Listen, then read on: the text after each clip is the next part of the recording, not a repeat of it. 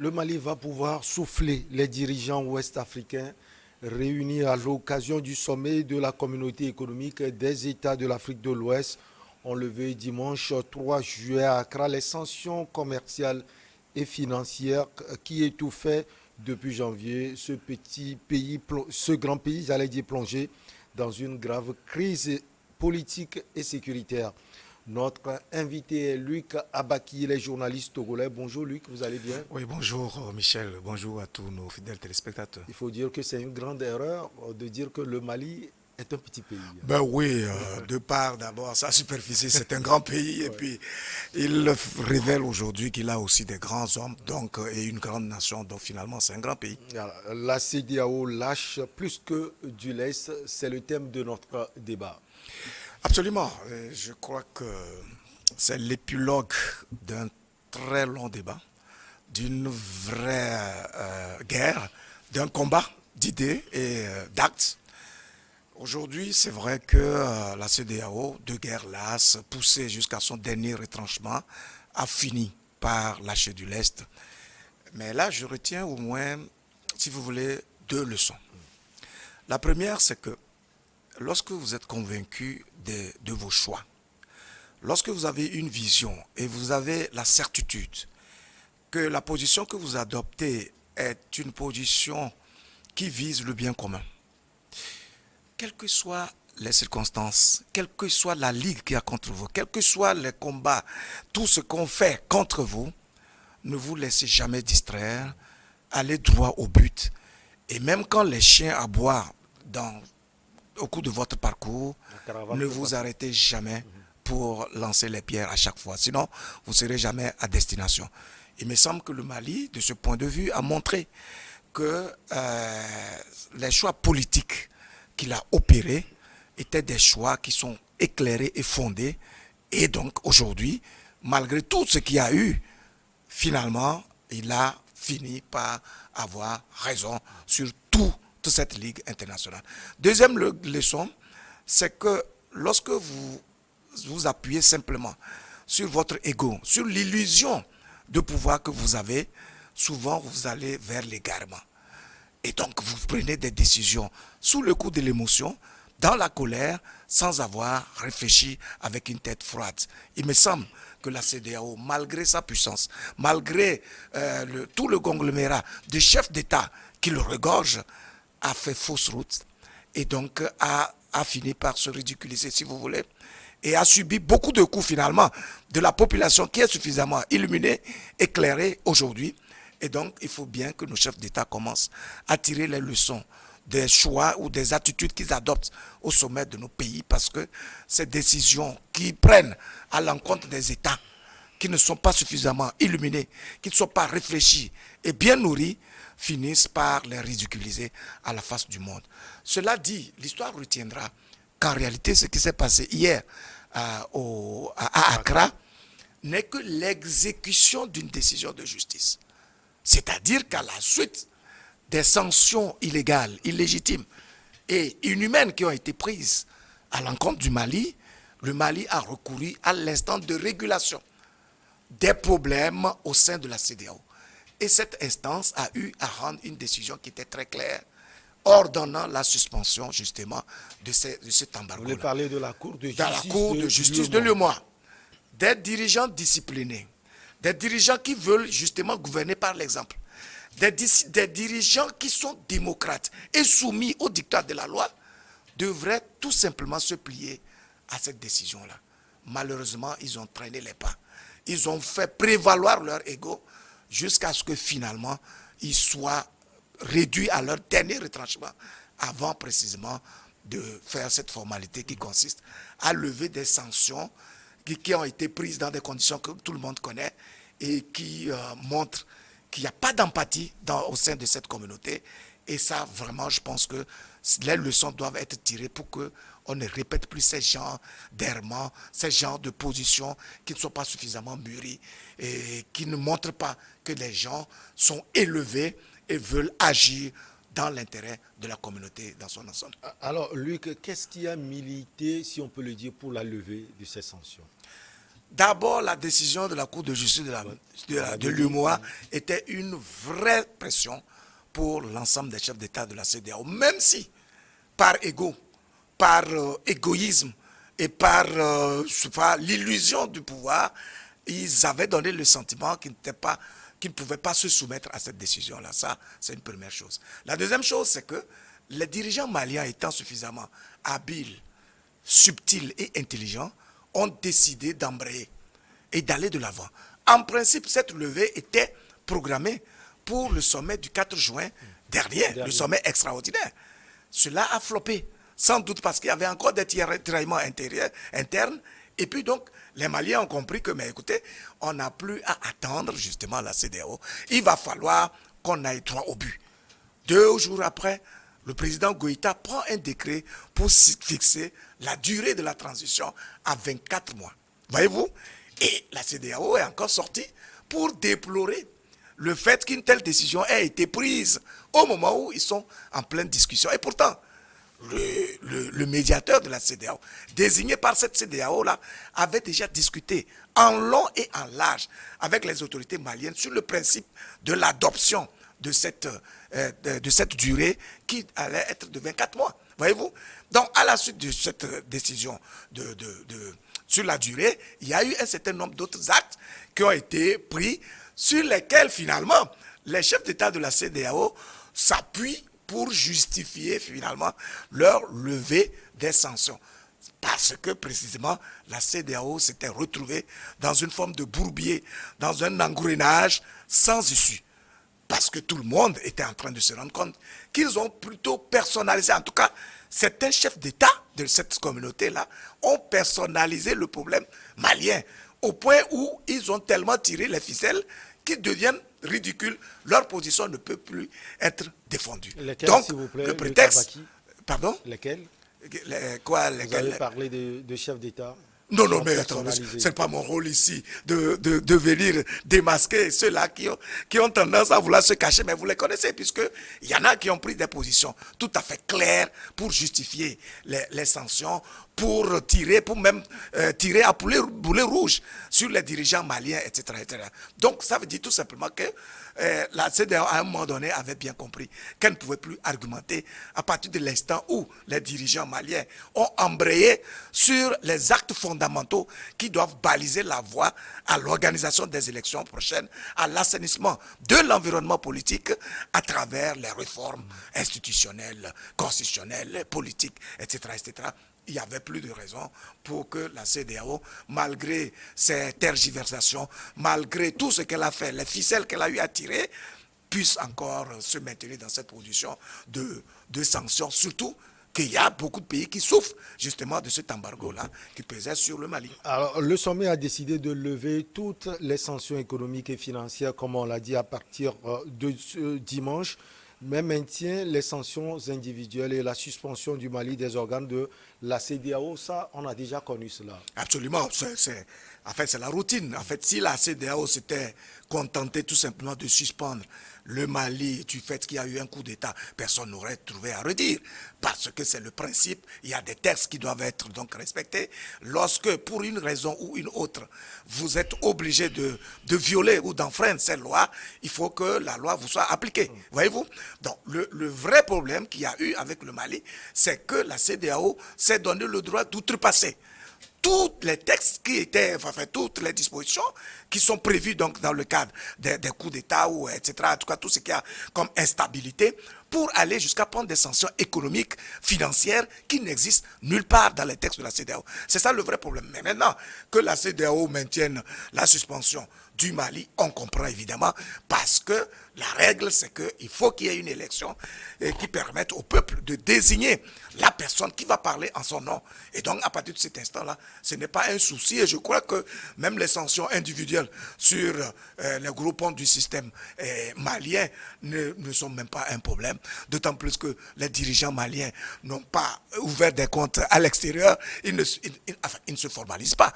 L'Union européenne aussi a eu à prendre des sanctions individuelles contre beaucoup de dirigeants maliens.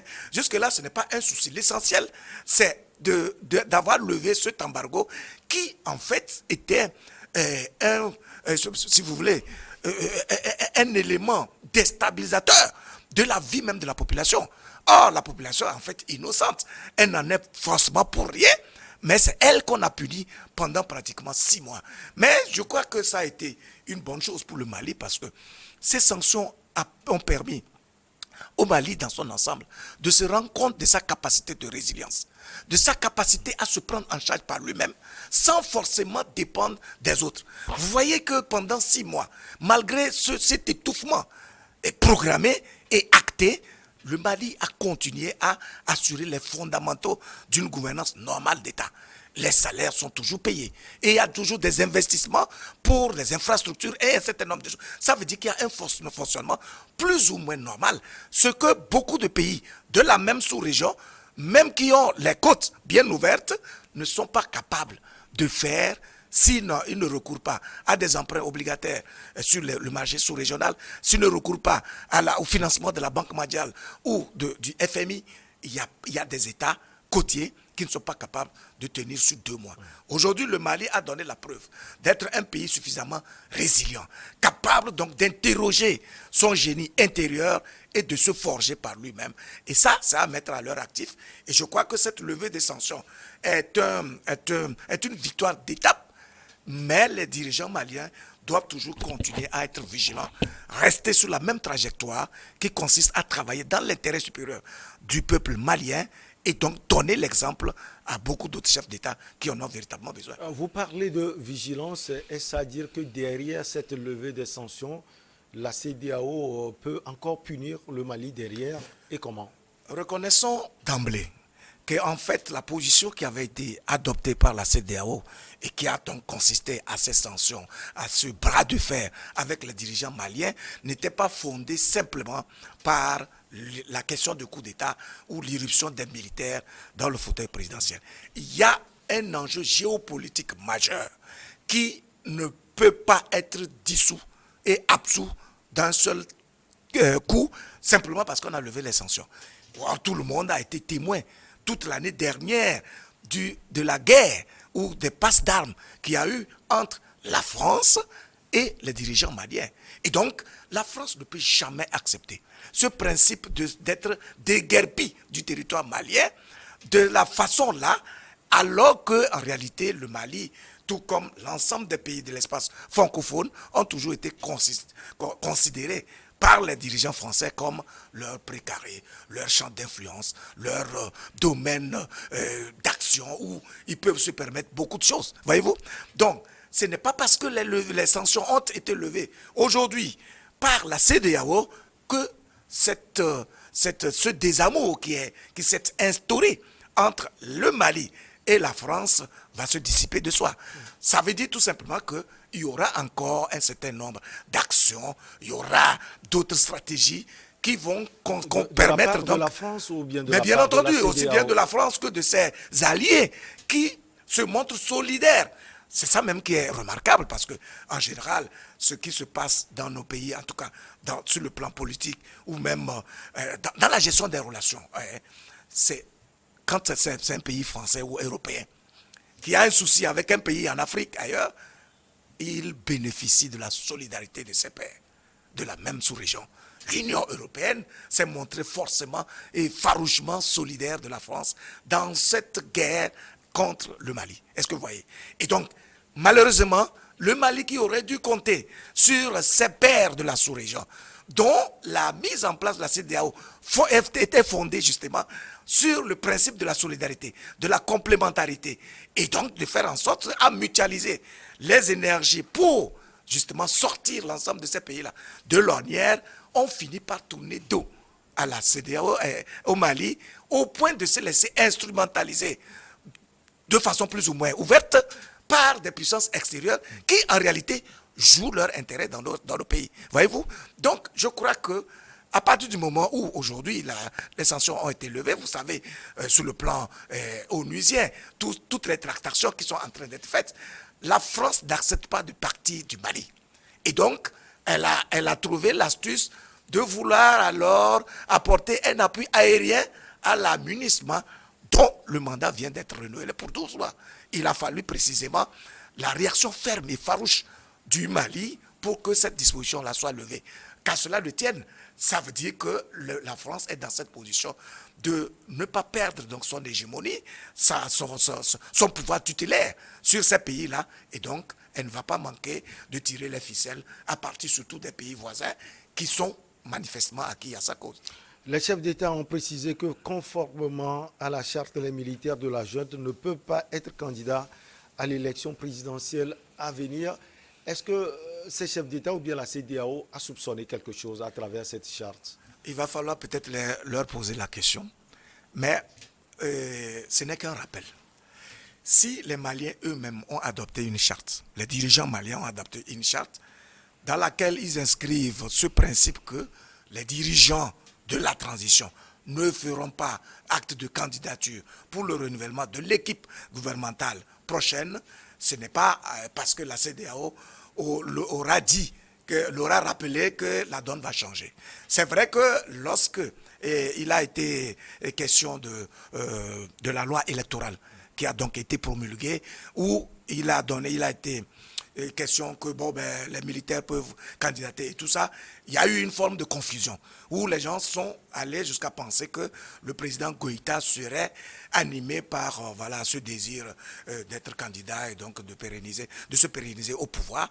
Mais il est clair qu'à partir du moment où la charte reste en vigueur et au regard de tous les actes que les dirigeants maliens ont eu à poser et qui montrent qu'ils font preuve de cohérence, ils font preuve d'empathie et d'égard bienveillant vis-à-vis de la population malienne, je ne crois pas qu'ils puissent dévier de cette trajectoire-là juste par souci de pouvoir, en tout cas de bénéficier ou de s'installer dans le pouvoir. Parce que voyez-vous, ceux qui s'attachent en réalité au pouvoir prennent le pouvoir pour une fin en soi. Et en général, ils ont du mal à travailler dans l'intérêt supérieur de la nation parce que les deux ne vont pas de pair.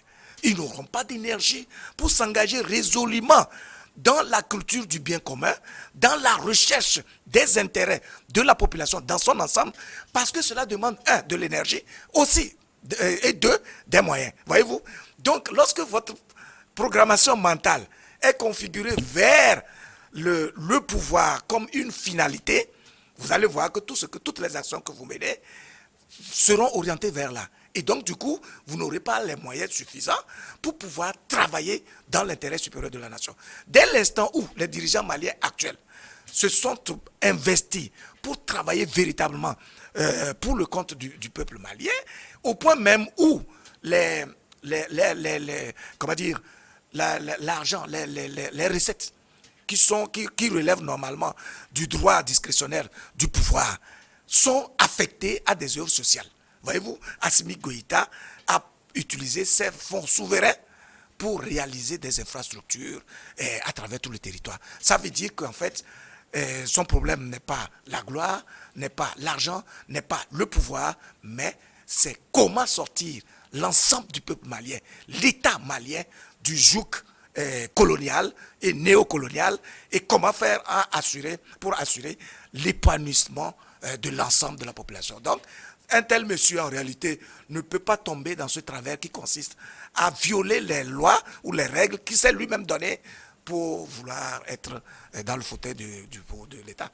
Luc, à partir de la levée des sanctions le 3 juillet à Accra, quels sont les enjeux qui sont en face? Alors, je vais plutôt parler des avantages. D'abord, parce que l'État était étouffé pendant 6 mois. C'est vrai que cela lui a permis de questionner sa puissance intérieure, sa capacité de résilience, son génie, etc.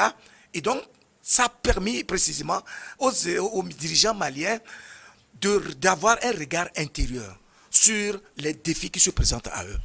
Aujourd'hui, c'est un soulagement, c'est un acte de soulagement qui permettra précisément de débloquer les fonds maliens qui étaient donc bloqués au niveau de la BCEAO, et puis les échanges inter-États et monétaires, etc., vont donc reprendre vie. Ça veut dire que c'est un instrument supplémentaire qui va revitaliser l'économie malienne et qui peut même permettre au Mali de devenir un pays exemplaire en matière de gouvernance si il ne s'oublie pas maintenant dans la jouissance, s'il garde le cap et reste aussi droit dans cette manière de gérer avec efficience et rigueur les ressources de l'État, celles-là qui viennent, mais aujourd'hui, deviennent donc un supplément. Mais au même moment, comme vous parlez des défis, c'est de comprendre que les sanctions ont été levées, mais les regards méfiants ou même les regards belliqueux ne sont pas finis. Parce que l'attitude adoptée par les dirigeants maliens a été perçue comme une défiance vis-à-vis d'un certain nombre de chefs d'État, mais vis-à-vis surtout de la France. Voyez-vous? Et donc, dans ces conditions-là, le défi pour le Mali, c'est sa vigilance. Je l'ai dit au départ, c'est de pouvoir contrôler désormais ces frontières qui seront désormais ouvertes et par lesquelles des gens malveillants, des esprits funestes et malsains peuvent encore passer. Vous avez vu l'attaque récente qui a eu lieu et qui a engendré la décimation de la vie de près de 132 personnes, etc. Ça veut dire que c'est un acte lâche, mais c'est un acte qui amène à semer le doute, aussi bien au sein des FAMA qu'au sein de la population elle-même. Et ces genres d'actes-là, il faut que les Maliens se montrent suffisamment vigilants pour que, à partir de l'ouverture de tes frontières et de la levée donc de ces sanctions-là, que ces genres d'actes ne se répètent pas. Sinon, on va dire, bon ben écoutez, vous n'êtes plus sans sanction, vous avez toute la marge qu'il faut pour conduire votre transition, et puis mais voilà, c'est maintenant que vous vous montrez plus vulnérable. Autre défi, c'est la réussite du processus électoral. D'abord des réformes, et ensuite du processus électoral lui-même, de manière qu'au bout du compte, celui qui sera désigné comme président malien soit un homme légitime, suffisamment adoubé par la majorité de la population malienne. Donc je crois que ces dirigeants-là doivent être conscients de tous ces défis-là et s'appliquer rigoureusement sans se laisser distraire par les dithyrambes, les éloges et toutes les acclamations qu'il y aura pour cette victoire d'étape qui se concentre pour le travail, c'est tout. Luc, à part la médiation de la CEDEAO, médiation portée par l'ancien président nigérien Goodluck Jonathan, on a vu les dirigeants du Mali qui ont sollicité également la médiation du Togo, donc du président Faure Gnassingbé. Vous parlez de victoire. Est-ce que le Togo a pesé dans cette victoire? Il faut rentrer dans le secret des dieux. Mais ce qui est certain, c'est qu'à partir de l'instant où les Maliens ont fait la démarche vers le président Faure, c'est sans doute parce qu'ils ont perçu en lui une capacité à intercéder pour leur cause auprès de ses pairs.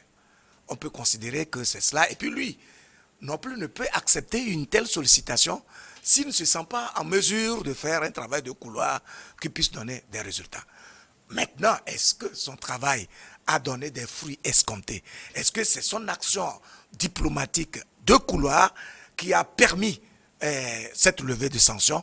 Personne ne saurait le dire. Mais dans tous les cas, dès l'instant où il y a un résultat positif, ben alors, ce résultat-là ne peut que, ces dividendes ne peuvent que réagir, ne peuvent que réagir ou s'étendre sur tous les acteurs qui ont été impliqués donc, dans cette démarche-là. En cela, on peut le féliciter d'avoir accepté de pouvoir intercéder pour la cause du Mali et qu'il y a eu ces résultats. C'est tout ce que je peux dire. Dans tous les cas, comme vous le dites souvent, ces sanctions n'ont pas seulement pesé sur le Mali, mais aussi sur toute la CEDEAO. Évidemment, mais les gens suffoquaient. Vous savez, quand vous faites un peu les recherches, vous voyez qu'un pays comme le Sénégal a des échanges commerciaux avec le Mali qui s'évaluent à des centaines de milliards par an. Imaginez une demi-année de suspension de ces genres d'échanges commerciaux, etc. L'impact, il est net sur l'économie même du Sénégal. Et vous savez que le Mali est par exemple le pays, le premier pourvoyeur du bétail, en tout cas de la viande, et d'un certain nombre de produits qui coulent directement vers le Sénégal, vers la Côte d'Ivoire, etc. Pendant 6 mois, lorsqu'il y a eu ces genres de suspension, les gens peuvent se bomber le torse par simple égoïsme. Mais en réalité, leurs économies ont été farouchement affectées. C'est une évidence. Et moi, je me dis que vraiment, ça doit être une belle leçon parce qu'il ne sert à rien de se faire harakiri. Que pour des raisons d'ego, pour des raisons de personnes, on oublie les fondamentaux qui permettent de vivre ensemble, entre États, entre sociétés, entre individus, au point de créer une fronde inutile. Aujourd'hui, on est fondé à se demander, mais tout ça pour ça. Parce qu'en réalité, au bout du compte, le Mali n'a pas dévié de sa trajectoire. La CEDEAO n'a jamais accepté par lui-même le principe d'une transition de 2 ans. Il a fallu que les Maliens disent, à partir de 2 ans, on ne bouge plus. Et quand la CEDEAO tergiversait, Assimi Goïta a pris une décision, un décret pour acter cela, pour formaliser cela et commencer à poser les actes qui vont dans le sens donc de cette transition-là. Et ce n'est qu'après coup que la CEDEAO a couru donc derrière le Mali pour se rattraper et dire que bon ben écoutez, ils ont levé les sanctions comme si c'était un acte héroïque. L'acte héroïque aurait eu lieu si dès le coup d'État, la CEDEAO avait réussi par une démarche pédagogique, diplomatique et politique constante à amener les dirigeants maliens à s'entendre sur la durée de la transition sans qu'il y ait eu ces genres de sanctions-là. Les sanctions ont été un recours très lâche, trop facile et qui, malheureusement, n'ont donné aucun résultat probant à mettre à l'actif de la CEDEAO. Donc, je crois que la leçon doit être tirée.